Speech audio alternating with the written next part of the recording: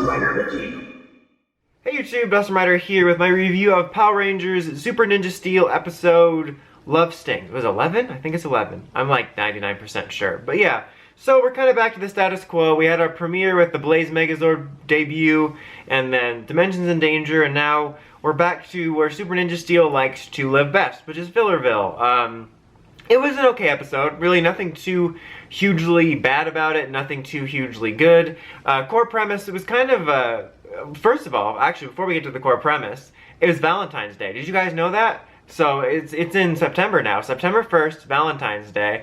No, but yeah, I think that's one of the things that the MMPR team and the Boom timeline did when they fixed everything, when they created this new world for Dino Charge and Ninja Steel. They just made time move super weird.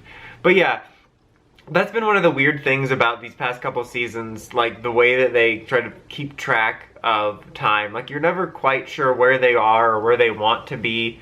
But apparently, it's Valentine's Day. I don't know if they actually have any kind of, like, chart or series Bible where they actually, like, episode by episode know, like, oh, this episode takes place in January. Or they just kind of wing it, like, oh, we need a love plot. What's love about? Valentine's Day. Should we make it Valentine's Day?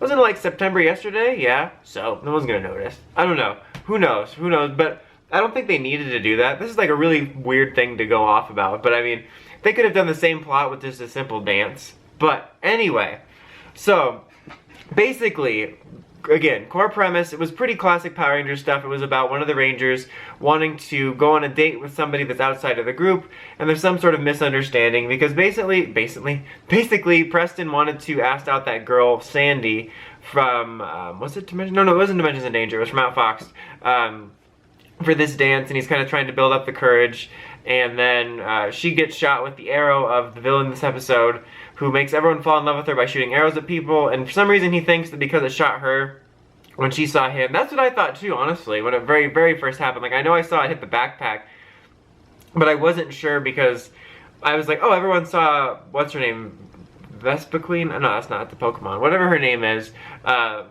they saw her first, so I thought it did have to do with sight at the very first, but it didn't. So basically, then when she asks him out to the dance, he thinks, oh, it's because she's under a spell and not because he actually likes him. So pretty generic Power Rangers stuff. It made for a pretty okay Preston episode. Like, there was some okay beats. It wasn't too bad. Just, again, like, nothing too special to write home about. It was the moral of the episode. I don't know why I got the numerous admirers. It was basically, you know, don't believe everything you hear, which kind of started out with, like, Vincent, or Victor, with Victor, like, wanting to ask Sandy out, and then she not wanting to go, and, like, Preston overheard the discussion, and they made it seem like he thought she wanted to go alone. I don't know. It's really funny, like, the difference in discussing this episode compared to other episodes I've been discussing this week. Like, oh, I mean, like, talking about, like, a dance, and, like, this weird, like, love triangle-ish stuff or whatever. But yeah, it was okay. It was also the official end of the Galactic Warriors arc, sort of, which is really weird because the bee lady got destroyed, whose name I already forget it, Vexicus. Now I'm like going into the past article. I'm like, Pokemon, Beetleborgs. But I just want to take a second to talk about how that's really weird. That, like, that always felt like an arc that should have been a bigger deal when Odious brought in this sort of more specialized group. Like, in other Ranger seasons, it feels like that would have been more of an arc, whereas here it felt like it was the lesser priority. It was like B or C list on the list of priorities the Rangers had, or the writers had, anybody had in each episode. So, other than the finale, or the mid-season finale, excuse me, it just felt like nothing ever came of this. It was just, I don't know, weird. I'll be interested to see in the future whenever I rewatch this and see how it flows all together rather than week to week with breaks, because it's just so, yeah. But yeah, it wasn't bad. You know, some Preston had some good bits. There was some good individual fight scenes for him, good moments. Like, I don't remember, because it's been so long, who we've gotten individual morph sequences for, but we got one for Preston, which was cool, with that kind of neat little MMPR remix, so it was a nice moment for him. There was some kind of funny bits with some of the lines. Like, one I do remember is when the three guys were driving around trying to look for her, the monster, because they were in love with her, And I think it was Brody that said, let's look in the quarry. The monsters love to hang out in the quarry. I thought that was pretty good. There was another pretty funny line that I thought was kind of clever. Oh no, I like the bit where Preston, I don't remember exactly what the line was, but he was talking to Haley and he left and he like mixed up his words and it was pretty funny. Like, I like how that sounds unfunny when I'm just explaining it, but the point is there was some more clever humor than usual in it, I felt. One of the random standout highlights was we got individual cockpits for the Blazezords. Like when Preston was on the ground fighting, the Rangers showed up and they're in the individual ones.